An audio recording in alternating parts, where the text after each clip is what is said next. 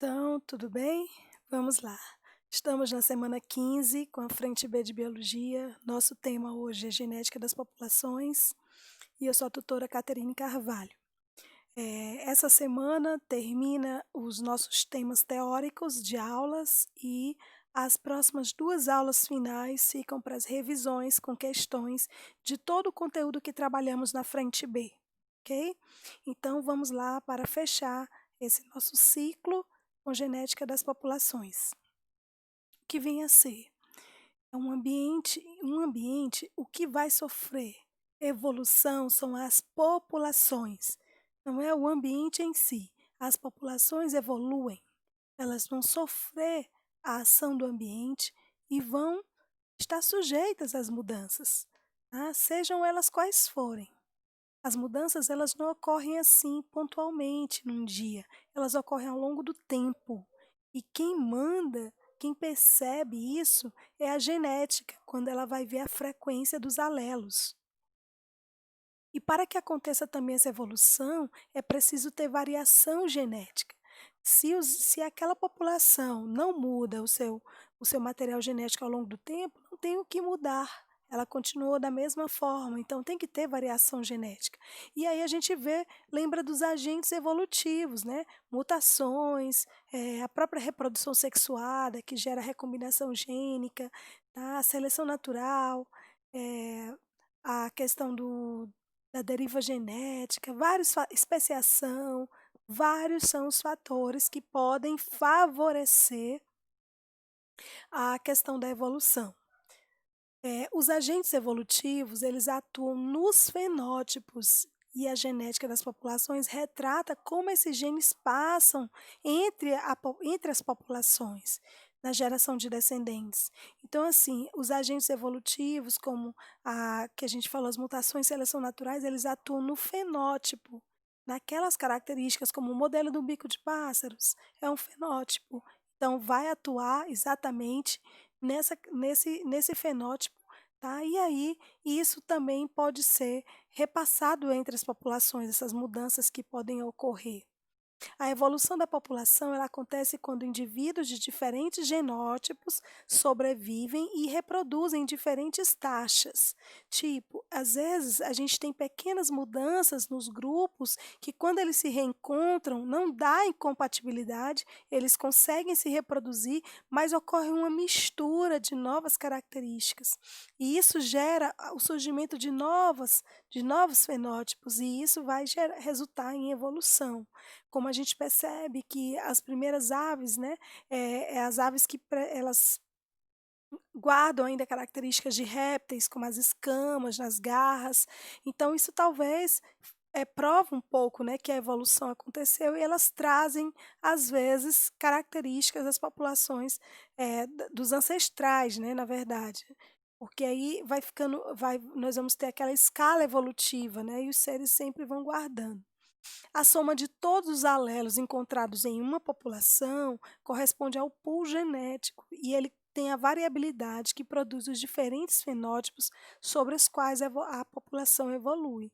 Então, eu tenho aqui uma população de mangueiras de uma certa área, elas vão ter um pool genético, todas elas, tá? Então, às vezes, você consegue ter variedades na manga, você consegue perceber, tá? Mas elas têm, porque elas guardam ali aquele pool genético, né? São pequenas, todos os alelos que elas possuem, né?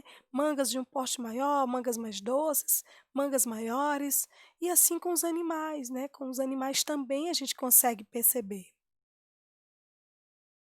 Para explicar bem essa questão do equilíbrio da genética das populações, nós temos a lei de Arde-Weinberg, ou equilíbrio de Arde-Weinberg. Como é que acontece isso? Olha, existe um momento em que a população não tem mudanças nas estruturas genéticas de uma geração para outra. Então, eu posso dizer que ela está em equilíbrio. E existe uma fórmula matemática para explicar esse equilíbrio. Quem criou? Arde e Weinberg, que Arde era um matemático e Weinberg um médico, eles concluíram que, não tendo esses fatores evolutivos, como não sofrendo mutação, não sofrendo seleção natural, não tendo migração, não tendo deriva genética, os alelos ficavam na mesma frequência com o passar do tempo. Não tinha por que aumentar ou diminuir, certo? Estavam em equilíbrio. Então, essa lei de Hardy-Weinberg, eles criaram para explicar uma situação que Punnett criou, né, em 1908. Ele queria uma explicação pelo fato de que na Inglaterra as pessoas tinham dedos normais, a maioria, e sendo que dedos normais eram uma condição recessiva. E as pessoas com dedos curtos, que eram uma condicionante dominante, era o que tinha a minoria. E ele ficou, por que os dominantes têm menos e os recessivos têm mais?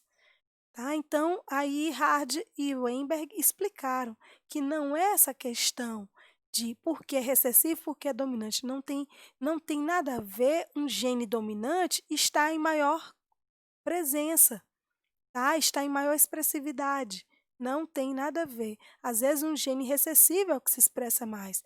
Lembram quando a gente falou de expressividade dos genes? Então, a expressividade dos genes é isso. Tá? Não quer dizer que seja recessivo, que ele vai ser em menor quantidade, como ter dedos de tamanhos normais. É uma condicionante recessiva e é o que tem a maioria das pessoas, ok? Então, quais são os pressupostos essenciais para que essa equação de Hardy-Weinberg seja usada e seja reconhecida naquele local, para que aquela população realmente esteja de acordo com o equilíbrio deles? Então, ó, os cruzamentos ocorrem ao acaso, tá? Não é uma seleção sexual artificial, é ao acaso, a reprodução sexuada ao acaso. O tamanho da população também é bastante grande. Populações pequenas, efeitos podem ser muito significativos. Numa população grande, não.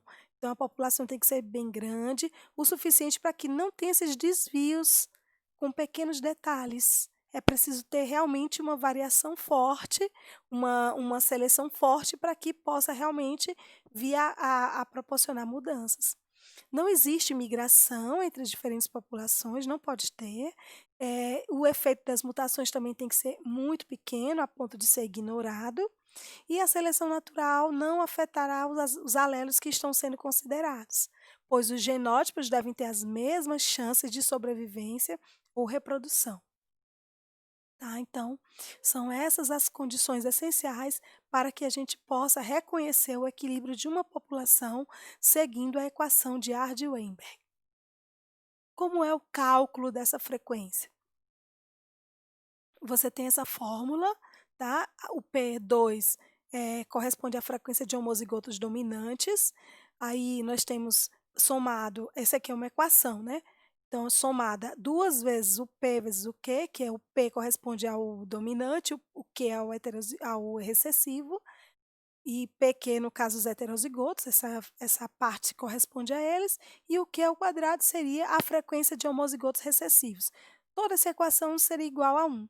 Então, o genótipo seria o azão é P2, o azinho é 2PQ e o azinho é o Q ao quadrado. Vamos para um exemplo. Supondo que uma população com 500 indivíduos, 320 são azão, 160 são azinho e 20 são azinho. A frequência do alelo A é a sua proporção em relação ao total de alelos para cada característica em questão.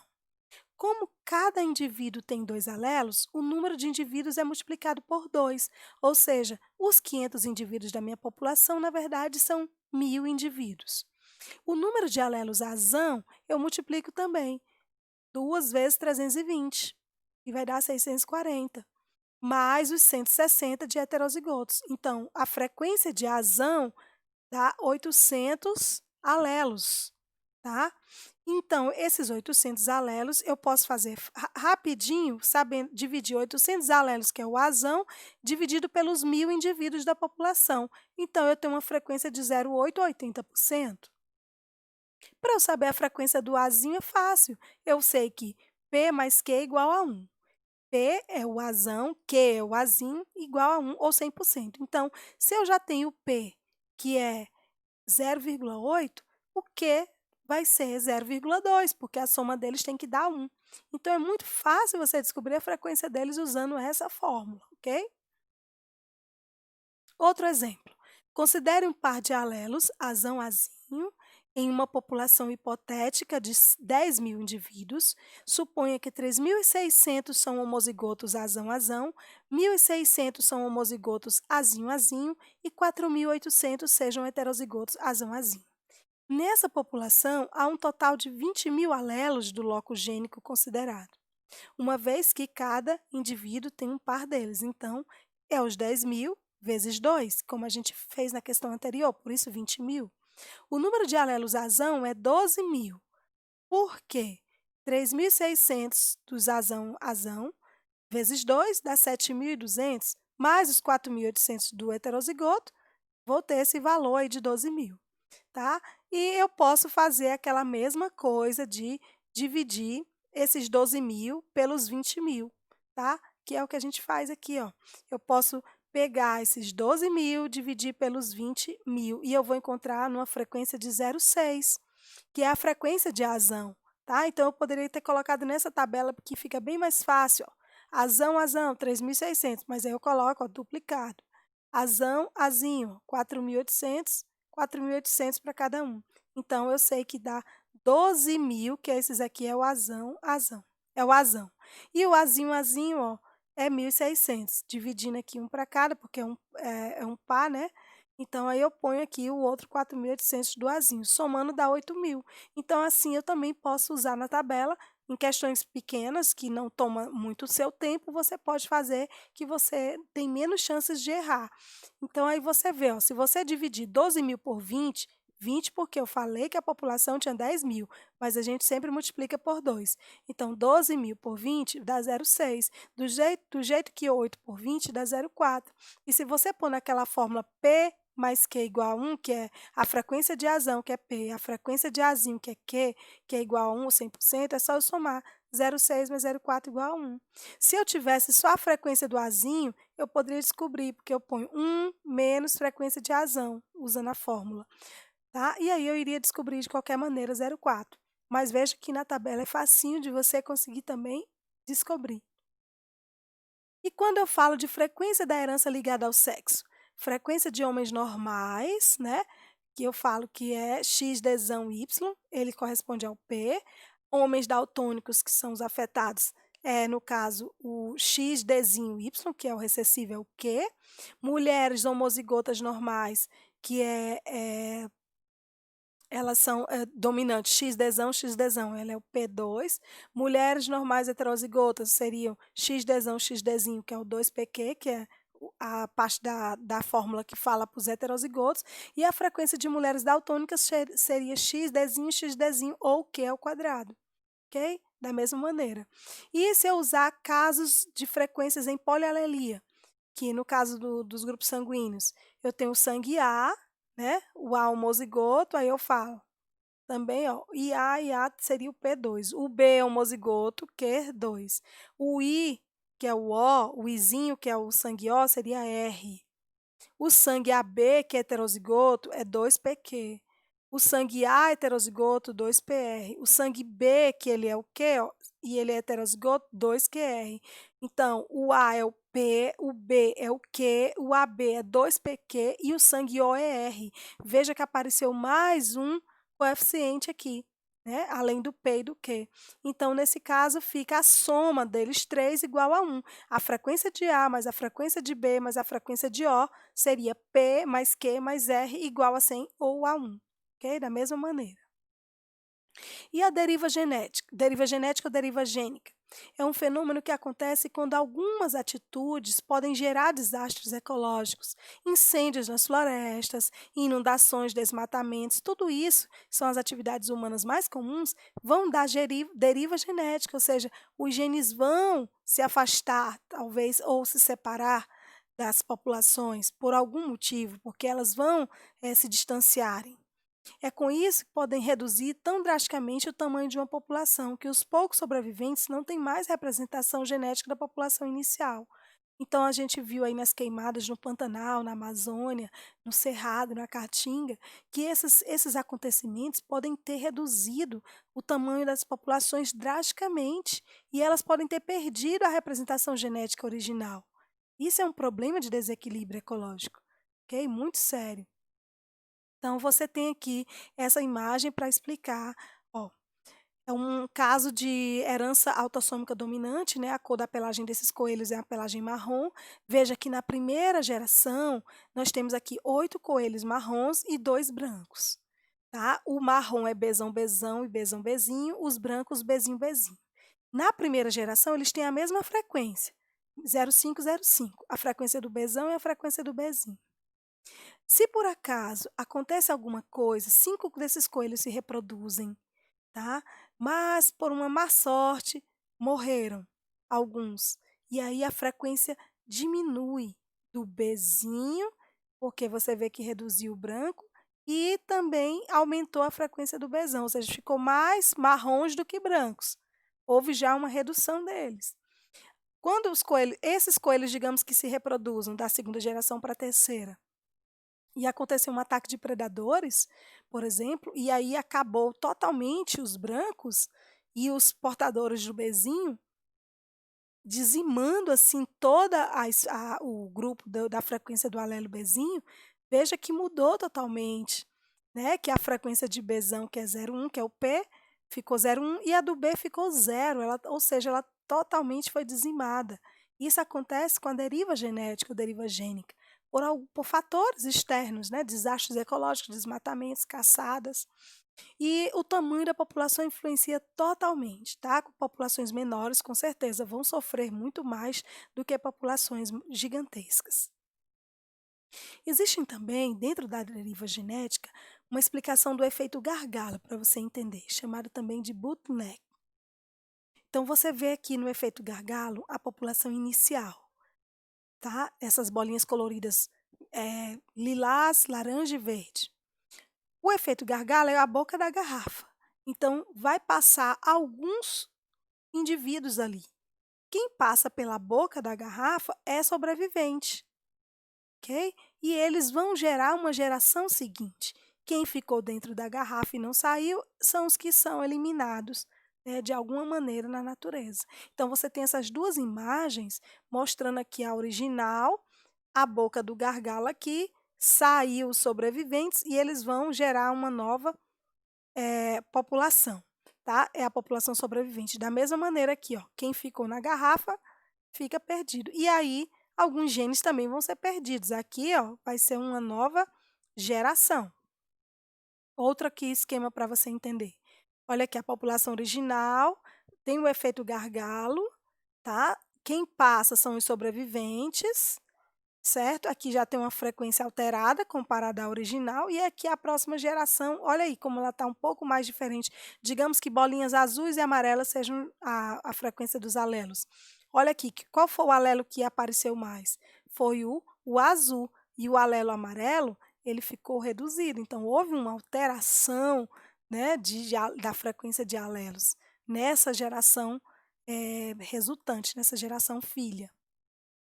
O efeito fundador também é outra situação. Quando você vê aqui, efeito fundador, ele não é muito visto em populações muito pequenas, tá? Então aqui eu tenho a população A, aí eu tenho a população A1, A2 e A3. Ou seja, você veja que você vai tendo aqui uma deriva, né? Quem sabe elas se distanciaram por algum motivo e aí daqui a pouco elas que viviam juntas tornaram-se diferentes, tá? Ó, aqui ficou só concentrado esse tipo de gene, aqui só esse aqui conseguiu ainda ter dos dois tipos e esse só um tipo, tá? Então elas vão ganhando, né? eh, outra estrutura genética. É a mesma coisa nesse exemplo aqui, ó. Quadrados e círculos, né? Aleatoriamente eles se separam. E aí você vê a diferença, ó, que eles não guardam, né? Esse aqui ainda guarda genes da população original, os dois tipos, ok? E o que é a especiação? Quando eu falo em deriva genética, eu estou falando de afastamento de genes. Então, eu posso sugerir que possam surgir novas espécies. Então, especiação é a formação de novas espécies. É um ingrediente essencial para a diversificação evolutiva da biodiversidade e não é um evento raro, tá? Visto que há 3 bilhões de anos existia uma forma ancestral de vida no planeta que eram as bactérias, os seres procariontes. E hoje a gente tem essa grande biodiversidade. Tá? Então, quando ela atua junto com a seleção natural e os outros mecanismos de evolução, a deriva genética pode ser determinante para surgir novas espécies. Tá? Então, porque a seleção natural e os outros mecanismos, mutação, migração, eles vão proporcionar o surgimento de novas espécies. Então, nós temos. Como é que pode acontecer a, a deriva genética? Olha, quando eu falei no slide anterior, que pode ter o afastamento de genes, a gente pode ser um curso d'água, tá? Pode ser uma barreira, uma cadeia montanhosa, pode ser uma, um, uma deriva dos continentes, né? Que é afastamento dos continentes no passado. Tudo isso proporcionou a deriva genética, ok? E ela, junto à seleção natural, ela pode, né, formar novas espécies, que é a especiação.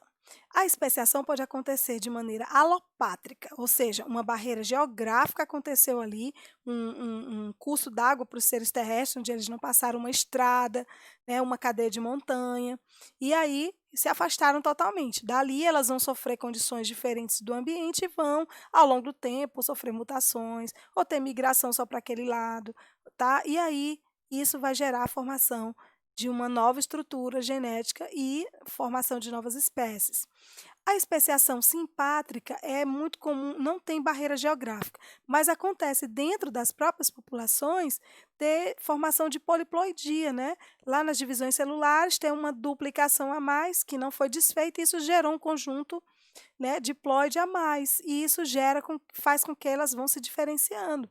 Tá? E isso vai fazendo diferenças dentro da própria população, diferenças genéticas. E a parapátrica é em relação a populações adjacentes, tá? Que por ocasiões elas podem, né, ficarem, por mais que elas estejam ali no mesmo, sem barreira geográfica, mas elas estarem ali do lado e ter uma diferenciação para elas, tá? Por questão até de coincidência, de uma coincidência no período reprodutivo, encontro mesmo, distanciamento mesmo ocasional ali, que aconteceu, ok? Então, são os tipos de especiação. Olha aqui, digamos um exemplo com a Drosophila, a mosca das frutas, né? A Drosophila melanogaster. Uma mosca estava aqui pousando numa banana podre, as mosquinhas estavam lá comendo, aí de repente veio uma maré e levou para longe essa banana cheia de mosquinhas. Então, ó, não só as moscas estão agora geograficamente isoladas do continente, mas apenas poucas larvas vão sobreviver a esse arrastão que a maré fez. Eu dei o exemplo, a banana estava lá cheia de moscas na praia e veio a maré e levou. Levou para outro canto. Então, ali você tem o quê? Um isolamento geográfico. Então, aqui, no segunda figura, você diz, ó, por sorte, algumas das moscas sobreviventes têm certos genes que são raros entre a população continental, aumentando a frequência deles na nova população. Um desses raros genes causa uma leve variação na dança do acasalamento e o outro causa uma leve variação no formato da genitália masculina. Essas pequenas diferenças fenotípicas, as quais são raras na população continental, se fixam via deriva genética na nova pequena população da ilha na qual essas moscas chegaram, levando a um ponto onde toda a população vai carregar os raros genes daqui a pouco. À medida em que a nova população na ilha vai crescendo, as características únicas de reprodução expressadas pelos raros genes levam uma cascada de mudanças pela seleção natural. Essas mudanças otimizam, ou no mínimo melhoram, o fit entre as genitálias dos machos e das fêmeas, a sensibilidade das fêmeas, as nuances do ritual de acasalamento. E, ao mesmo tempo, esses insetos também sofrem a seleção natural que favorece os indivíduos mais bem adaptados da ilha e a nova variedade alimentar que eles estão submetidos. E após gerações, as moscas das trutas se tornaram reprodutivamente isoladas das mosquinhas que ficaram no continente. As que foram para a ilha arrastadas pela maré ficaram tão diferentes com o passar do tempo que elas tornaram-se isoladamente reprodutivamente isoladas, tá? Então surgiu o que? Uma especiação, tá? Então uma especiação perihepática ocorreu a partir de populações extremamente reduzidas e isoladas. É mais um tipo de especiação aí citado. Então, aquela mosquinha que foi embora foi acumulando novas características porque ela sofreu a ação da própria seleção natural. Quando voltaram a comparar, né, ver que a mosca do continente ficou diferente da mosca da ilha. Então, isso aí foi uma formação de uma nova espécie, a especiação.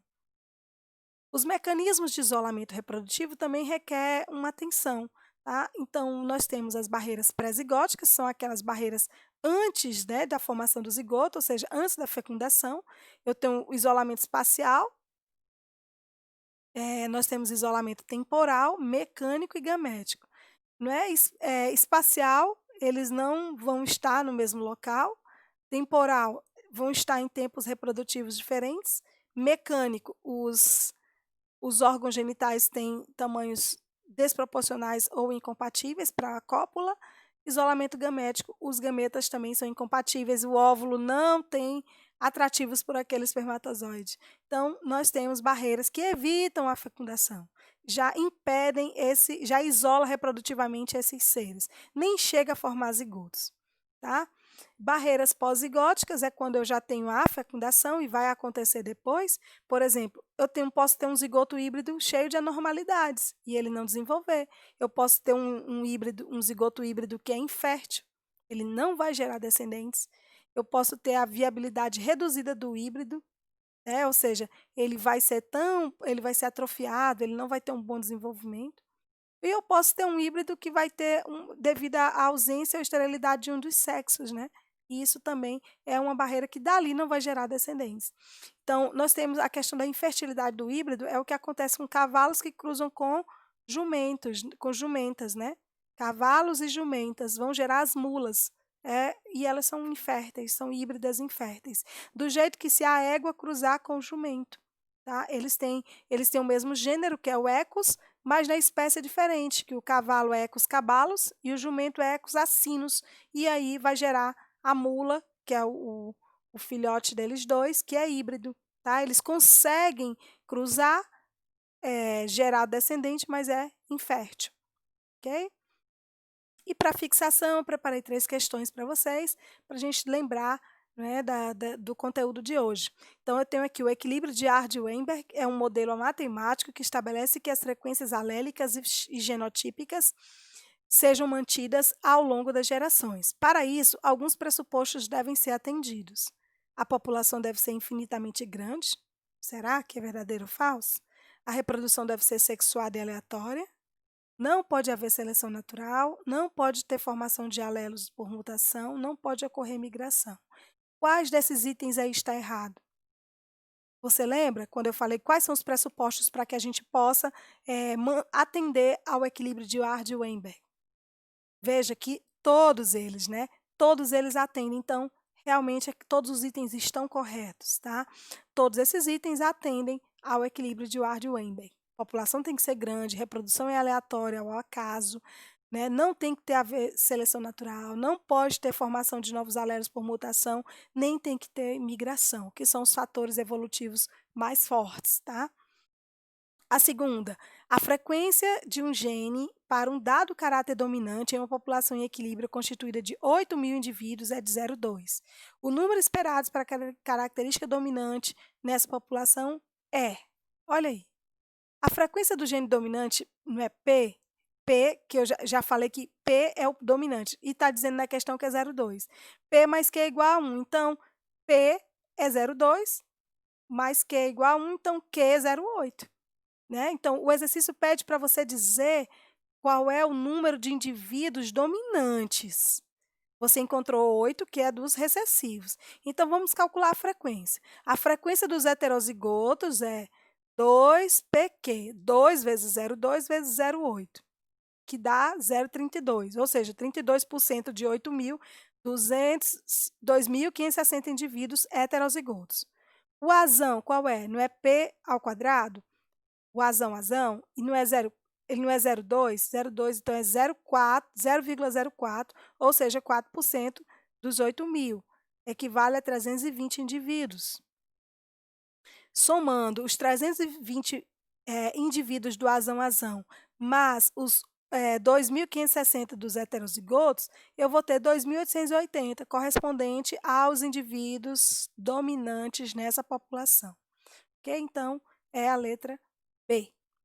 E na terceira, eu tenho uma população em equilíbrio de Ardt-Weinberg. Observa-se que a frequência de um alelo dominante é de 0,8. Qual será a frequência do alelo recessivo após 5 gerações?